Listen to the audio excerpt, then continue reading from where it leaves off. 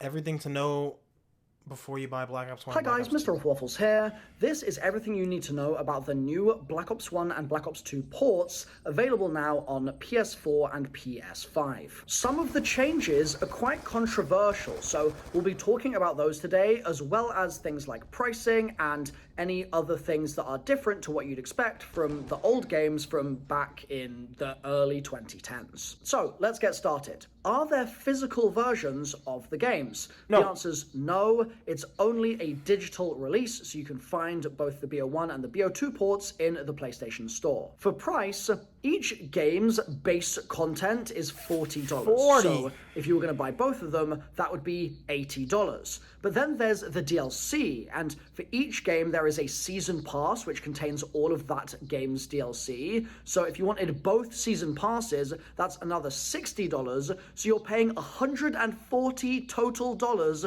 for the games. Crazy. However, there's a fairly large discount on for the first month of the games being around, which is specifically for PlayStation Plus subscribers. So if you have a PS Plus subscription, you'll be able to buy the games for $20 each, and the DLC becomes $10 instead of $30. So if you were going to buy both games and you're going to buy both season passes, you'd be paying $60 instead of $140. Now, one thing a lot of people will be wondering is there crossplay? Unfortunately, there is not crossplay. Because it's and only the Call PS5 of Duty release. reasoning for this is that they're legacy Call of Duty titles, and so they work in a legacy manner, and crossplay was not present in Black Ops 1, so it isn't present now. However, there's not a workaround for this, but there's one teeny tiny silver lining. That is, if you buy, let's say, the Black Ops 2 port on PS5, it will also bundle in the PS4 version of the game. And so if instead of installing the PS5 version, you decided to install the PS4 version, you would then be able to play the PS4 version with other players on PS4. So that's sort of crossplay. It's at least directionally near to it, but it's obviously a real pain in the ass to have to download an entirely different version of the game, and if you do that, you won't be able to play with your other friends who are on PS5 playing the PS5 version. So functionally, the way to think about this is PS4 players can play with players playing the PS4 version of the game, and PS5 players can only play with people playing the PS5 version of the game. Now, as it stands so you can't right even now, play PS4 and PS5 people. now, if you pay for the season pass and get all the DLC, that then puts you in another sort of narrower matchmaking pool, so that you're matched with people that also have the DLC. But that's going to be a problem if you want really fast matchmaking time, for example, because you're no longer in the same servers that the massive wider player base would be. So they split up the servers? So you have the paying tier with the DLC, the non-paying tier. You got the PS4, the PS5, and you got the people that have the DLC and don't have the DLC. Wow, this is worse than I anticipated. Now, there's been a lot of questions about whether or not there's going to be FOV sliders or other graphical improvements or fixes or optimizations.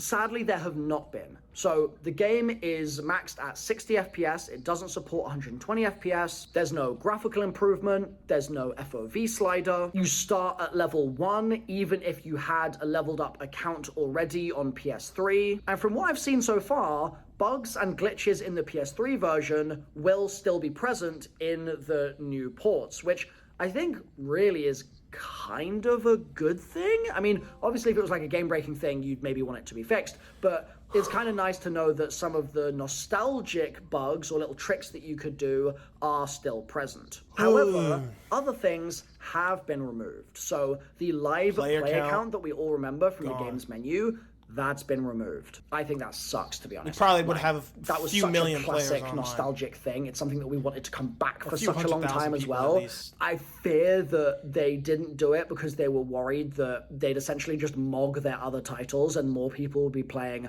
Black Ops 2 in 2026 than playing Black Ops 7. But yeah, whatever the reasoning, that's gone. And there are also no didn't they do that? When they shot themselves in the foot in that regard. Like, if you didn't want people to... Stupid. Whatever. servers. It is They know that their product is bad, and then they're making more money off of an older product that's not even optimized for the newest hardware. Like, oh my gosh, like, it's just pure greed. It's pure greed. Oh my, it sickens me. Oh, it sickens me. Oh my gosh. And sure, maybe my sentiment would be different if I actually had money to pay for the games, but I probably still wouldn't buy them. Because it's like, it's just a shitty product. Yo, what's up, Solix? It's just a shitty product. Like, what? No. It's not surprising, but it's really unfortunate. Now, one thing that is nice is there is offline play. That's good. They even took out they even took out wager matches from fucking Black Ops 1. They took out a game mode that was in the game. Why? And they changed the trophies too? Like, what was the point? They were going to just say, nuh-uh, not in 2026, but offline play still does have a place in the games. And a lot of people have been reporting that when they've been playing Black Ops 1, for example, they've had really bad performance issues, specifically when it relates to input lag. And one of the things that I've seen in response to that is that some people say, if you switch your game setting to performance mode, but then crucially also, if you drop your resolution, so you max out at 1080p instead of ever trying to play in 1440p, that will help a little bit. Why would you ever try to play in 1440p? I'm pretty sure the game's capped at 1080 anyways. Like, I don't know. Input delay. Unless you're playing on then PC. If that doesn't work for you, if you're playing BO1, BO2, and it feels ass, try these things. Go to save data, game app settings on PS5, put it to game default, not performance mode. If you're playing on monitor above 165 hertz and on a 60 hertz, 120 hertz, or 144 hertz monitor, try playing with that. Yikes. Go to that save data. I mean, I guess at the very least, people are getting like a product that they can play where it's not hacked for now, at least, and you know, we know it's good. That previously from just prior had experience. achievements on Xbox, but it never made it over to PlayStation. But there are some other things that have had trophies removed. So in Black Ops 1, for example, wager matches have been removed, and therefore the trophy associated with them has been removed. They've also tragically removed theater mode from the game. I think that this is very sad. I kind of understand it, but theater mode was so classic back then, and it's a little unfortunate to see that. Wait, theater mode's gone too? Again, I kind of understand it, but there are some other things that have had trophies removed. So in Black Ops 1, for example, wager matches have been removed. Yeah. And therefore, the trophy associated with them has been removed. Yeah. They've also tragically removed theater mode from the game. I think that this is very sad. I kind of understand it, but theater mode was so classic back then, and it's a little unfortunate to see that. It's an important part of the game. Again, bro. I get it. I really do get it, but just something that has unfortunately been. They're just stripping. Dang. So not only are you paying almost the same price for the game that you would have paid a decade plus ago, but also they're stripping features from the original game. Like, oh my. Yo. Bro. Oh my gosh. It just gets worse. I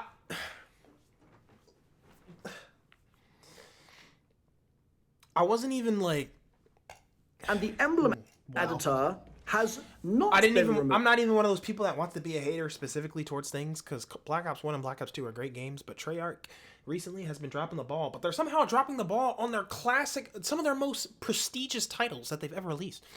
Which is Treyarch, their two most prestigious titles besides Black Ops 3, if you want to add that in there. But Activision in general as well, you know. Because I've already seen some. I don't know who. Like, does Activision have to give the okay for these titles to re-release? If so, Activision does it. I mean, Activision does a terrible job in general when it just comes to Call of Duty and just running that. But you know, crazy emblems. Let's put it that way. They're dropping the ball on some of their most prized possessions that they got in the vault. Some really Call of Duty. They didn't just decide to drop one game; they decided to drop both. Like, bruh, and they couldn't give any like optimizations or anything, or a bigger discount, like, you know, or like I said before, allowing you to actually use your disc if you have the physical media. No, of course not. Community designs, and they're right there. in broad daylight. It's mind-blowing. I mean, it feels very 2012. The emblem editor is unlocked. I think it's at level 10. And there's also other stuff that you have to unlock as well. So 5, for example, and DevOps Arcade needs to be unlocked. You can beat the campaign, and you'll get access that way, or you can use the computer, and that will get you access as well. Now, That's all of good. that I was just talking about was Black Ops 1. That was a classic. You put in the code, and you get in. You get DevOps Arcade in the 5 map. In Black Ops 2, the emblem editor is also back. They've removed League play, which I'm sure people, to be honest, were probably expecting. And one thing that is kind of nice is they've... Although that would be interesting to see if they added League play back, if we would see a resurgence in, competitive Call of Duty in the older games. Included all the or like a permanent Black Ops 2 League. So you have the main COD League, and then you have Black Ops 2. Like private, it'd probably be privately. It wouldn't be sponsored by Activision or any of the big gaming studios or Treyarch, but communities come together and make tournaments all the time. So if you had like a annual Black Ops 2 tournament, or you had like a league sort of set up behind that, they probably get cease and desist. I don't know. These companies will just do anything. I wouldn't be surprised. 2 for free. So all of those camos specifically are just included in the game. So as much as I feel like you're being absolutely fleeced for every dollar that you have when it comes to paying $140 for both games in their entirety, unless you're getting the PS Plus discount. That's obviously very expensive, but the reality is there is at least this small silver lining of getting those free camos. But the silver lining is so overclouded and overshrouded, whatever word you want to use, by the fact that they just took away so much stuff. I gotta, the prices are basically almost close to what they were when the game dropped. I mean, I don't even know how much PS Plus is. So if I had PS Plus already, I'm not really worried about that upfront cost. But then still, it's like, okay, the games are relatively cheaper. But then I still don't even have the opportunity to use the disc if I already have it and insert it into my console to play the game. And then you're removing stuff. So really, how much of a silver lining is it? Yeah, but at least I got my free camos, right? I can represent whichever country I want. Like, oh, cool. And then it's just basic math. It doesn't make sense to me. The math is not mathing. For me, at least. Now, another thing some of you might have wondered is whether or not the servers are going to be even safe to play on, or are they going to be infested with hackers? That is a great question. And the good news is that the games are no longer running on the old PS3 backend. That's and good. Instead, it's the newer PlayStation Network infrastructure that's being employed. Good. So it should be a little safer. That said, I'm sure people are going to be doing absolutely everything in their power to hack here, because without a shadow of a they've got doubt. nothing better to do with their lives. Like, we know how this works. They don't have grass within miles of their houses, otherwise they'd be touching it, right? So with all of this information, you really now have no excuse, and you simply must jump into the game and start they'd be doing touching some it. Easter eggs. I mean, it would be rude not to. So on screen right now, I'm going to link 2 Easter egg guides to 2 modern, no-nonsense videos from myself, so that you can do those Easter eggs with your friends and live out some Black Ops 1 and Black Ops 2 nostalgia. Obviously, the good thing about things like Moon is that already got remastered in Chronicles, so my original Moon Chronicles guide is still the go-to guide for that. But I've got new Transit, Die Rise, Buried, Mob of the Dead, etc. all going up on the channel, so make sure you're subbed and click through now, and I'll see you in those videos. I still need to do the Easter eggs, man. I've done a few, but I haven't done them all.